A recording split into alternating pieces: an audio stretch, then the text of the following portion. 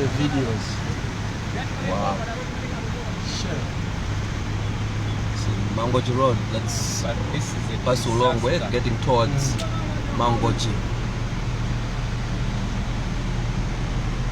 This is a disaster.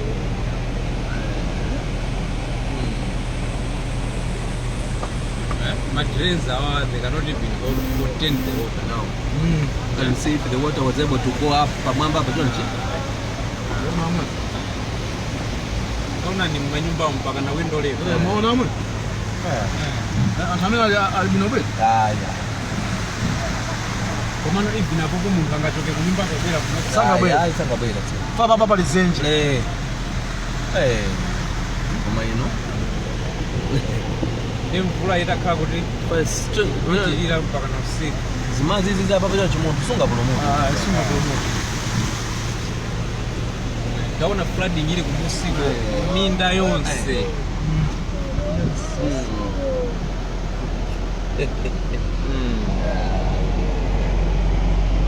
Pamanda posa pamadzi. Madzi pamanda mosa. Ndikuti manda amene sanyamuka hapo anthu amene. Zimanda apanga hivi nujeni. Ndaona manyumba. Zinzoli sizinachitike kuti chaka china chiyose. Awawa kanachoka me. Akaneka kuti achoka bwanji. Achoka bwanji. Unaona hapo? Awawa this is akwaza kufa atu anthu apacho. Ngona mchamuoni muntu. Sakamira pa window. Madani munyumba. Amena obvious amena odala wami. Amena odala wa baadhi. Maino. Kupesa kisomo.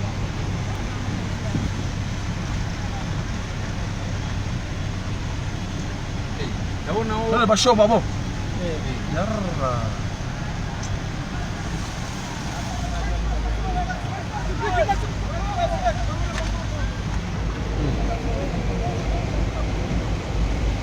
Mona hapo mwana? Sono ya ukaneka utuluka. Ana lima choncho. Wazi kama ndio mwana wapeze ya muntawe mene. Chukua kuti atoke pamene. Mane wa madengwe. Ndaka tuanze. Okay. Madengwe akoda pasobola. Yes my brother. Titsikira bano et.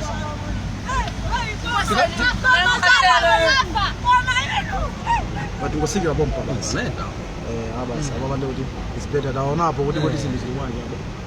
Mamwene this is bad. It's bad. Yes my brother.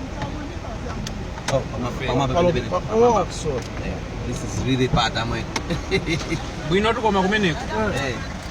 Hey, you want to rest? Okay. Mendepo. Thanks. Antawile ukhanga datsika wet. Ineyo. Oh no, kai. Ndobela madengo apa. Madengo wet. Okay.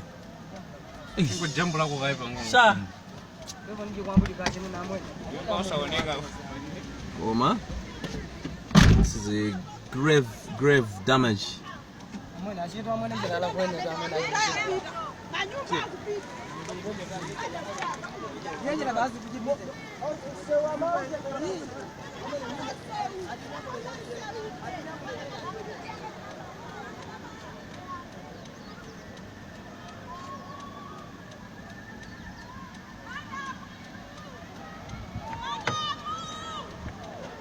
This is extensive damage of the rains that have just poured down along the Mangochi Road. That's just from Liwonde turn-off towards Mangochi Boma, and most of the houses are, a few houses I saw a bit half, submerged in the water. They were still found some, young men hanging, onto the windows of their houses, but it's not very pleasant, and the rains continue to pour down as we go towards Mangochi Boma right now.